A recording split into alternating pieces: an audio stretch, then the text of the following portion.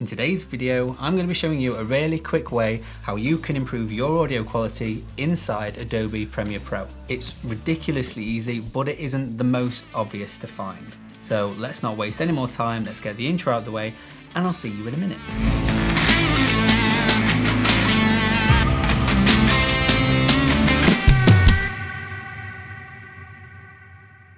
Some of you may have already realised that the audio is sounding a little bit different and hopefully a little bit better than it has done in my previous videos. That's because I've decided to recently treat myself to the Sennheiser MKE 600 shotgun microphone.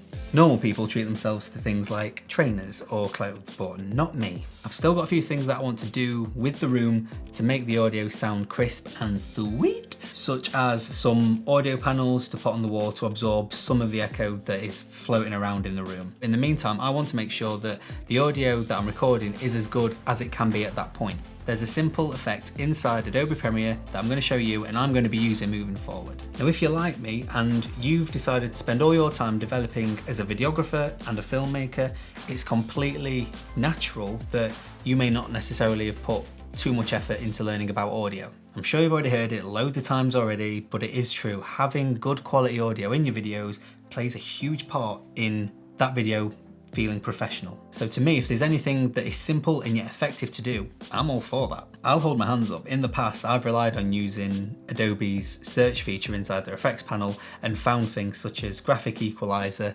or the vocal enhancer preset. But to me, EQ can feel a little bit daunting when you open it up, you see all the sliders and you don't really know what each of the sliders do. And the vocal enhancer doesn't really enhance the vocals as much as I thought it would. So here is my solution, and it takes minimal effort, I promise you. What you want to do is head to the effects panel and search PARAMETRIC equalizer. Then in your effect controls box, open up the effect by clicking edit and find the preset drop down menu.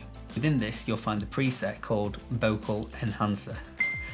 Yeah, it is called exactly the same as the vocal enhancer effect that I was talking about a minute ago, but have a listen to the following audio. It's a quick recording of me talking just before I started filming this video, and I've played it twice. One with the parametric EQ effect with the vocal enhancer within that, and the second one is the standard vocal enhancer preset. I will just add in actually that the standard vocal enhancer preset does have the option for you to choose between a male or a female voice. So naturally I've chosen for a male voice because I'm guessing that that will complement my bassy voice.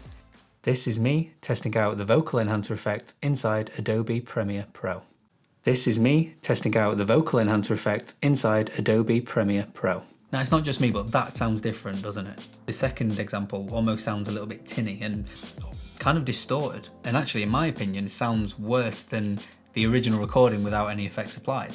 In fact, as I round off this video in a minute, what I'll do is I'll switch between having no effects applied, the parametric EQ vocal enhancer applied, and then the standard vocal enhancer. So you guys can see or hear for yourselves another example of differences that this effect provide. Now, I appreciate that I've got quite a bassy voice, and so I've still got quite a little bit of work to do yet in terms of getting my audio quality sounding right for my voice. However, I've used this recommended vocal enhancer using the parametric EQ on various different interviews since finding out about it, and regardless of people's gender, tone, intonation or bassiness, it's all improved the audio quality quite significantly. So I'm using it all the time now. It's weird for Adobe to provide us with two different effect styles with the same name.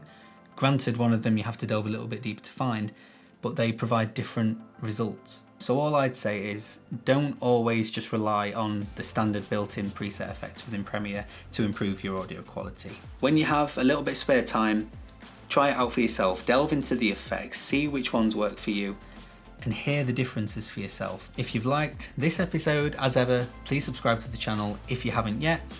If you don't want to subscribe just yet, just give it a like, or you can press the button to the left of the dislike button. Cheers, and I'll see you in a bit.